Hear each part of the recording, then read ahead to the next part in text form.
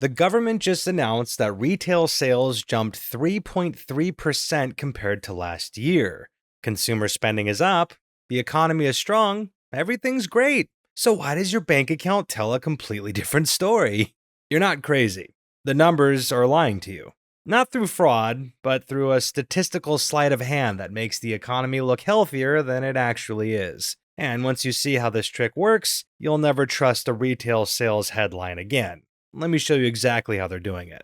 Here's what you saw in the news. In November 2025, US retail and food services sales hit $735.9 billion.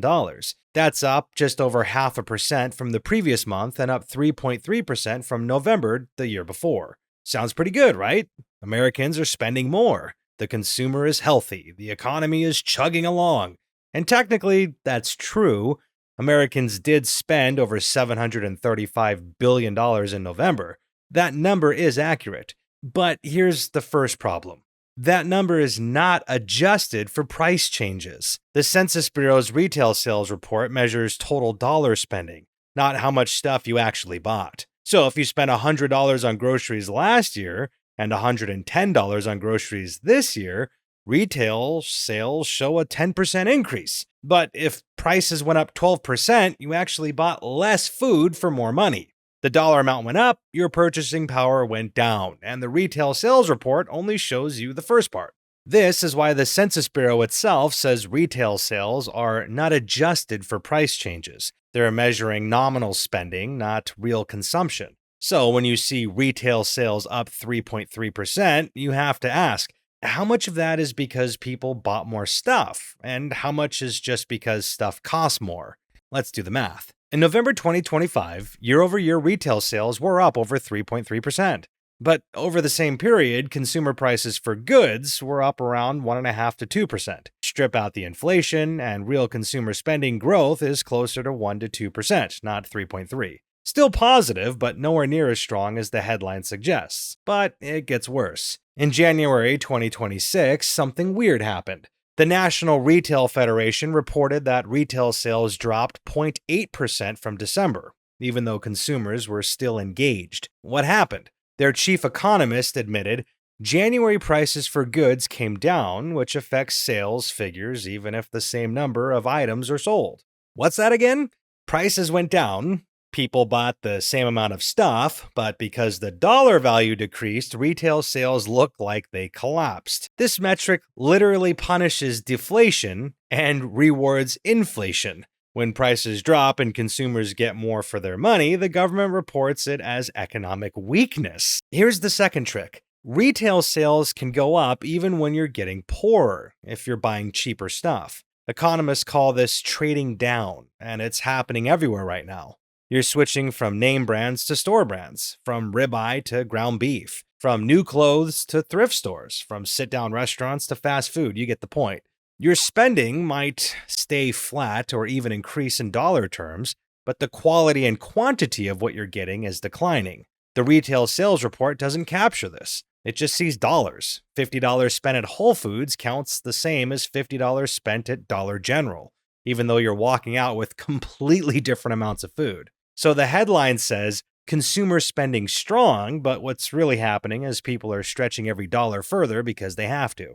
The NRF's own analysis admitted this in January. Increased prices for services pulled dollars away from retail purchases. Translation: you're spending more on rent, insurance, and utilities, so you're cutting back on everything else. But because service prices went up, total consumer spending looks fine. The retail sales number doesn't show you're sacrificing goods to afford services. Now, here's where it gets really interesting.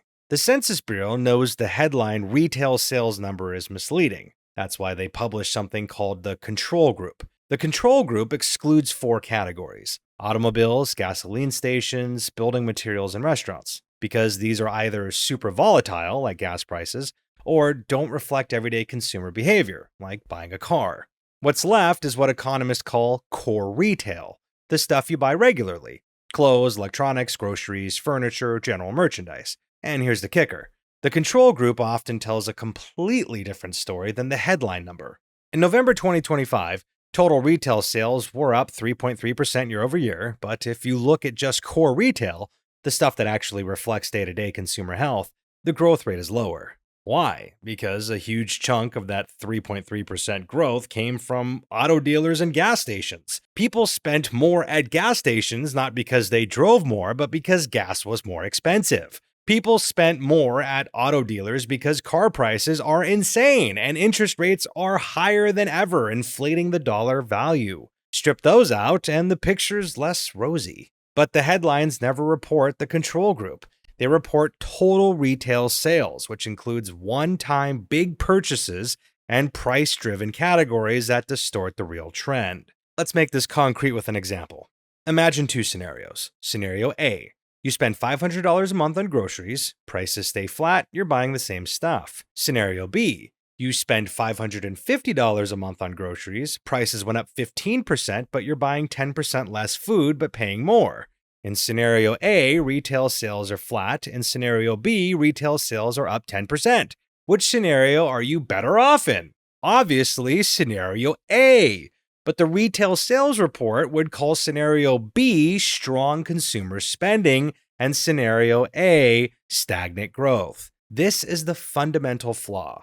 The report measures dollars spent, not economic well-being. And right now, we're in scenario B. You're spending more and getting less, and the government is calling it a success story. This is why you feel broke, even though the data says you're spending more. You are spending more on the same stuff or less stuff. That's not prosperity, that's inflation. Okay, you might say, so the numbers are misleading, but does it actually matter? Yes, it matters a lot, because the Federal Reserve uses retail sales data to decide whether to raise or lower interest rates. If they think consumer spending is strong, they keep rates high to cool down the economy. But if the spending growth is just flat inflation and trading down, not real consumption growth, then high interest rates are punishing an economy that's already weak. You end up in this trap. Prices are high, so you spend more dollars. The Fed sees strong spending and keeps rates high. High rates make your mortgage, car payment, and credit card more expensive. So you spend even more of your budget on interest and less on actual goods. Retail sales drop, the Fed panics and cuts rates. The whole cycle is based on a misleading number. Meanwhile, businesses are making decisions based on this data. If they think consumer spending is surging, they expand and hire. Then they realize people aren't actually buying more, they're just paying more per item, and they start laying people off. The ripple effects are real. Here's the bottom line. Retail sales are not a measure of economic health. They're a measure of nominal spending, distorted by inflation, trading down, and volatile categories like autos and gas. The next time you see a headline that says retail sales surge, ask yourself, is that adjusted for inflation? What's the control group showing? Are people buying more or just paying more? The real economy isn't in the headline number. It's in your bank account, your grocery receipt, and your credit card statement. If those are telling you something different than the government's retail sales report, trust your own experience, because the numbers might be up, but that doesn't mean you're better off.